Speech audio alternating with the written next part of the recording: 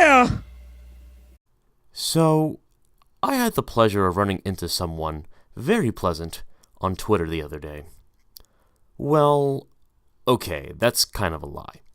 Nate is Lame, a Storytime YouTuber who uses a stick figure as an avatar, somehow captivates his 162K audience by using self-deprecating humor and really, really shitty jokes to get by. I know, man, you're just trying to get a hold of the YouTube cash cow. I get it. You know, I actually liked a couple of this guy's videos, believe it or not, but when this person speaks up about foreign policy, or probably anything related to politics, let's be honest, he comes off like that old guy yelling at his TV in a nursing home. On 9/11, the day which Islamic terrorists from Saudi Arabia decided to take down the Twin Towers in New York City, this guy made the following tweet, which I will proceed to read to you. Today is 9/11. Take a moment and think about the 2,000 Americans who died in the tower. Take another moment to think about the 500,000 innocent Iraqi civilians who were killed in the knee-jerk political reaction too. For every American killed, the U.S. retaliated 250 to 1. I think, for one, we can say for sure that this guy knows how to do math. That's good, I guess. But you might be saying to yourself, man, the U.S. military killed 500,000 people in cold blood? What a bunch of assholes. Except that didn't happen. Well, not in the way that Nate wants you to believe. You see, this number was generated from the number of casualties during Saddam's tenure from about 1990 to 2003. A little history to set the stage for this. Iraq and Iran were in a war that began over land disputes that started in the early 80s.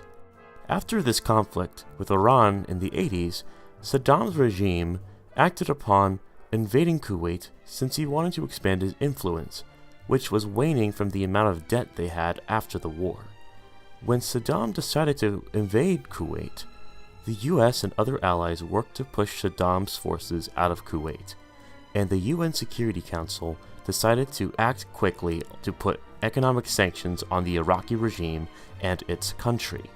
Now, one could argue that these sanctions didn't help all that much by using these exact mortality figures.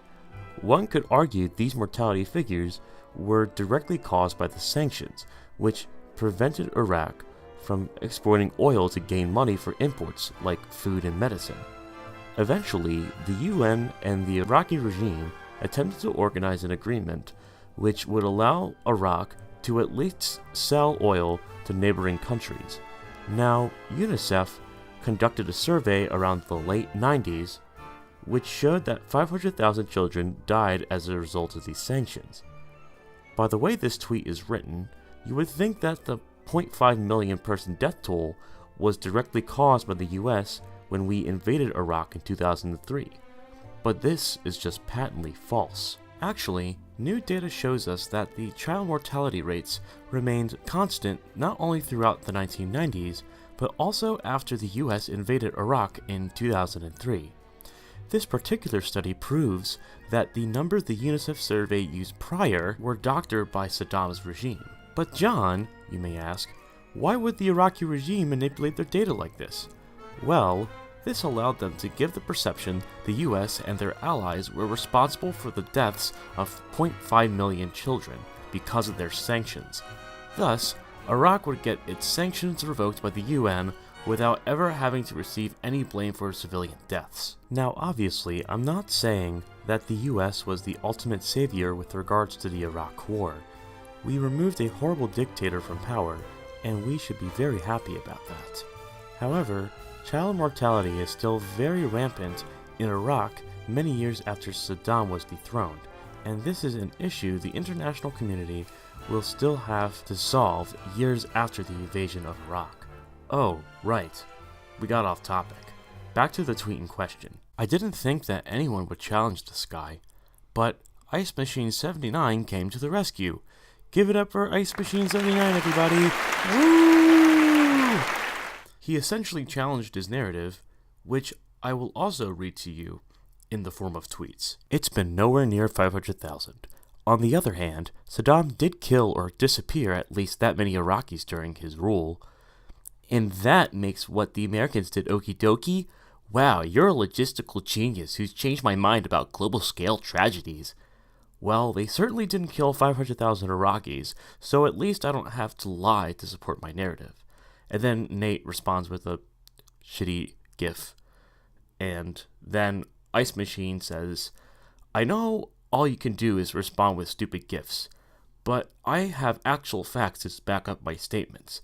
Only 182,000 to 204,000 Iraqi civilians died from 2003 to 2018, nowhere near 500,000.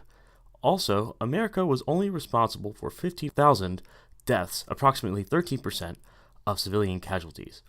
The number of civilian deaths is all over the place depending on what source you use. Let's pretend that it's just 10,000 civilian deaths. Does that still make invading countries and killing citizens okay? Because terrorists only killed 2K, and it led to a decade and a half of war. Question for Nate here. Are we allowed to intervene militarily ever? Should we not have intervened when Russia was interested in expanding its territory post-World War II? Should we not have intervened when Saddam invaded Kuwait and killed millions of Kurds?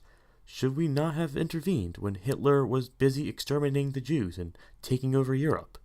Do I really have to try and convince you that the U.S. is morally superior to the likes of Saddam, Putin, and other dictators? The underlying argument of these people is to bitch about every single person that was killed as a result of collateral damage without even acknowledging the big elephants in the room. Sure, I have criticisms of the Iraq War. I don't think funds were used efficiently. I don't think we were there long enough either. But the fact that you tweeted this knowing that not only were these numbers doctored by the Saddam regime, but they were referring to an entirely different point in history, a point in history that was done before the Iraq invasion of early 2003, is deceitful and shameful. Look, man, I quote tweeted your statement because it was patently stupid and misleading, and you blocked me because you don't want to engage with people like me. You don't want to think critically about this issue because you're just tired of the wars. I would like to think all of us are anti-war. All of us are tired of arguing about this. That should go without being said.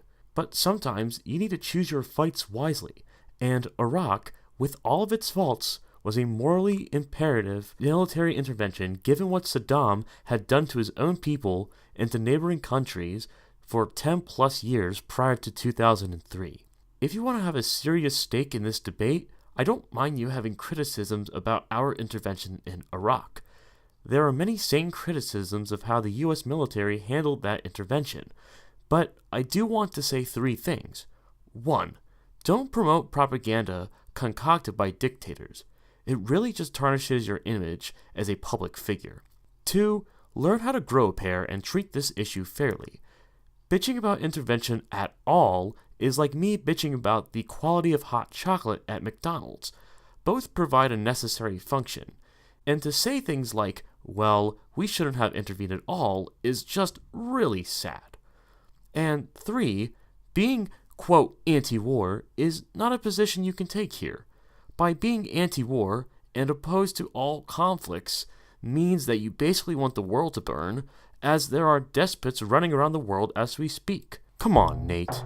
You have 160k subscribers on YouTube and thousands of followers on Twitter. You have a huge platform. Know how to fucking use it effectively. This is John Smith, and I'll just see you in the next video. The stone, she rides alone. A lonely mission on a beast disguised in chrome. Street lights, neon lights, and from my fingertips, gotta grip the world at risk.